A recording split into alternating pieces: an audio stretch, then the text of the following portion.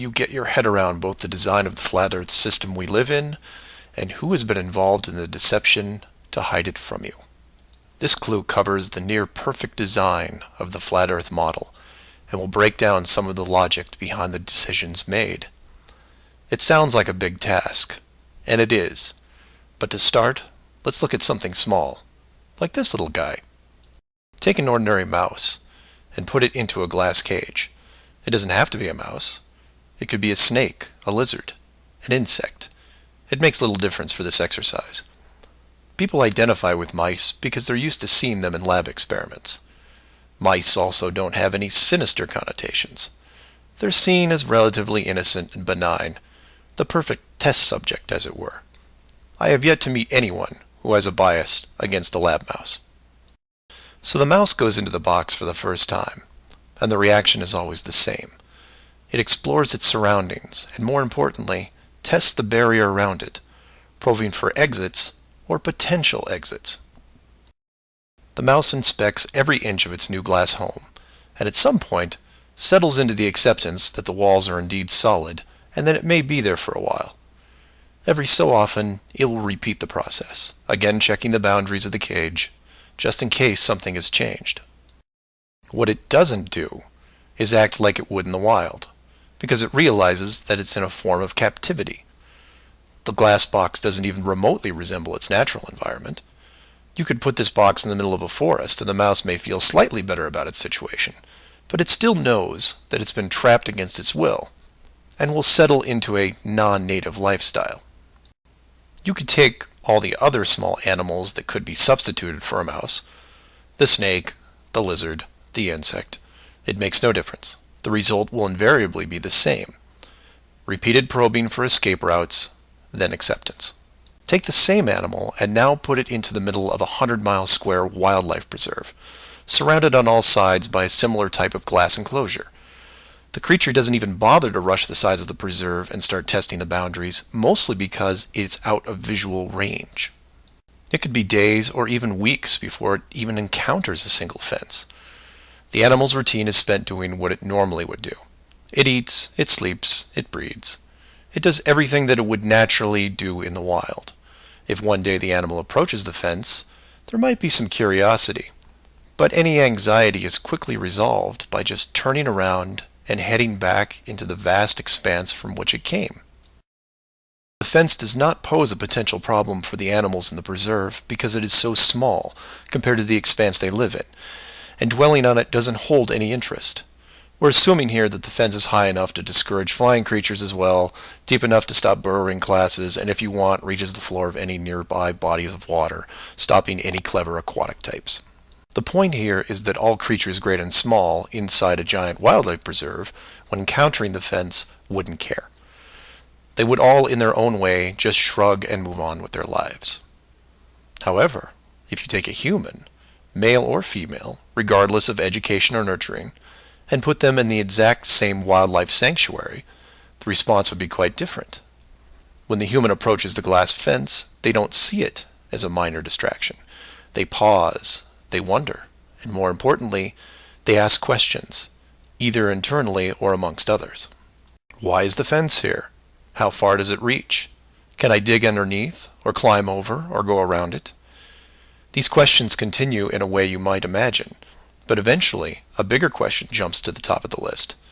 Who built the fence? It is that which changes not only the type of questions being asked, but how the human being, or beings, look at their world. The giant wildlife preserve suddenly gets smaller. Each new fence border discovered starts to artificially constrict their expanse, even though the dimensions haven't changed. Before long, the preserve, their home, loses some of its relevance. The fence is a reminder of the unknown. It provokes fear and endless speculation within the human. Given enough time, the importance of the preserve continues to be reduced, especially in relation to the fence. And the reason why it's so engrossing for the human is simple. It's there.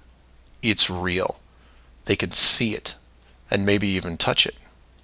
Adding more humans to the equation increases the disparity of this situation by orders of magnitude.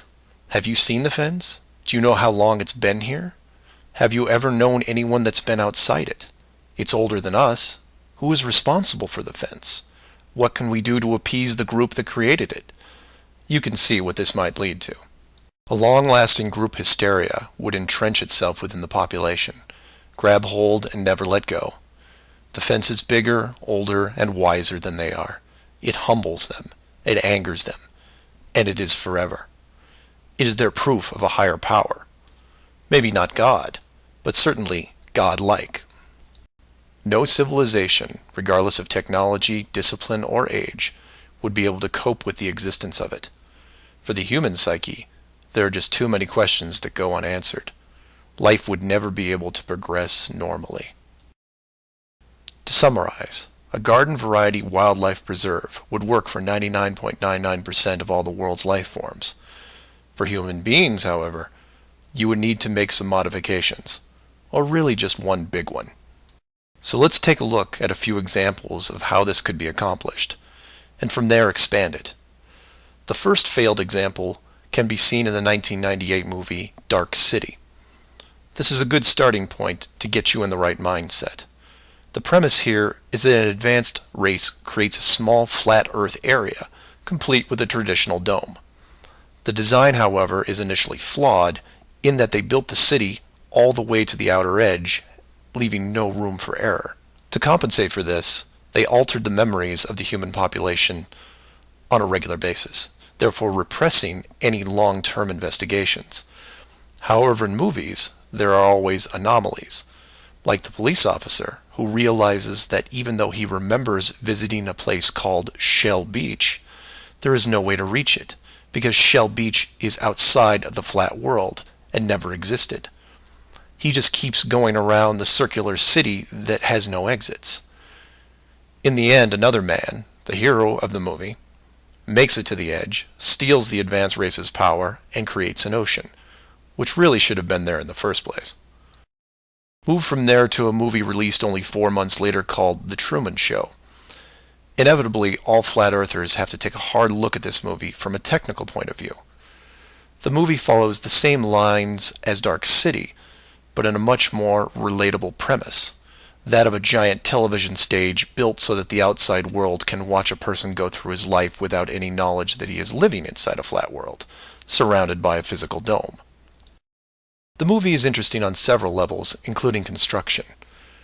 Using their existing model of a small town, bordered on one side by a large lagoon and wilderness, and the other a seemingly expansive ocean, while better than Dark City, still had its flaws. For one, it was less than 20 miles across, and even though Truman's desire to explore was repressed, there was still a chance that he would venture to the outer edge, which is where the movie ended. But for the most part, it worked. Truman believed the entire scenario because he was born into it, and then lived 30-plus years without any reason to doubt where he was, which could be said for any of us. If it wasn't for the, and we'll say movie mistakes, that the studio fell victim to, then the show would have never ended. And this then raises hypothetical scenarios like, how many kids like Truman could you have raised inside that dome? 10? 50? Now, logistically, you can see how it might be problematic in keeping tabs on that many kids, especially as they got older. But with enough sleight of hand, it could be possible. A fictional situation just like that was made into the 2004 movie, The Village. And even though it turned into one of those M. Night Shyamalan plot twist things, the premise was very feasible. A wealthy group of idealists buy a large parcel of land in an existing wildlife preserve, create a small town from the 1800s, and raise children there. They pay off government officials to keep planes far away, and spread a myth that monsters live in the forest. As far as the kids are concerned, they actually are living in a small Pennsylvania town in the 1800s. And being born into it, why wouldn't they? If the story continued, eventually the elders that founded the town would all pass away, leaving the children to pass on the legacy, free from any burden of guilt that their world was not what it appeared to be. And keep in mind, this was done with very little land manipulation and no dome. This then circles back to how many actors the fictional Truman Show really needed to hire. Other than the leads who did product placement, the rest of the town could actually just live their lives like anyone else. Use phone lines to call outside, go to restaurants, watch television at home, and so on. But again, I digress. Assuming the technology was possible, how many people like Truman could you keep in a dome the size of, say, a state that was hundreds of miles across? Probably thousands. If you kept expanding the size of the dome to a few thousand miles, well, then you're talking millions. But when it gets that big, something interesting happens. You don't need the actors anymore. Started up like The Village, and within just a few generations, everyone is oblivious. And you can leave them to their own devices. Starting to sound familiar? In fact, the larger you make the enclosed world, the less micromanaging needs to be done. It gets easier as it scales up. This brings us back to the missing modification you need for the human race. To keep the storylines consistent and remove all the hocus pocus of monsters in the woods or that you can't get to Shell Beach, you place in gradual negative reinforcement, one that creates an illusion of choice. Say, for example, that Truman went out in the sailboat the same as before, but this time the dome was twice the size and the simulated ocean far larger. How far would he travel before getting hungry, thirsty, or tired? The movie ending is then in doubt. And if you compare this scenario where you are now, then you start to see it. Look at the flat Earth map again. Continents grouped in the center, surrounded in all directions by hundreds of miles of salt water. Think about how much further ancient ships would have traveled if you could drink what you were sailing on. As you move closer to the edge, the temperature starts taking a nosedive. Then you start seeing icebergs. If that doesn't stop you, then you run into what we call Antarctica, which is a steep climb 2 miles up with no plant life or indigenous livestock animals. And if you had the wherewithal to make it that far, you would still have hundreds of miles of endless ice and snow. It's easy to see why so few people have gone the distance. Compare this to the upper ceiling, which is much easier to maintain. You simply decrease the oxygen rates so that every 1,000 feet up it gets more difficult to breathe. This slows down exploration over mountain ranges and discourages limited control flight, such as balloons. Also keep in mind that the dome itself doesn't have to be that high in relation to the outer ring. With commercial aircraft capping out at 10 miles and rockets less than 400, the dome would actually look more like a stadium roof, depending on how you wanted to display things like the sun, moon, and stars. An enclosed world with these type of safeguards would be able to sustain an unknowing population for, say, what, 4,500 years? Then you could artificially introduce a globe model into the scientific community before the civilization technology reaches a point that could lead to discovery. And 500 years later, here we are.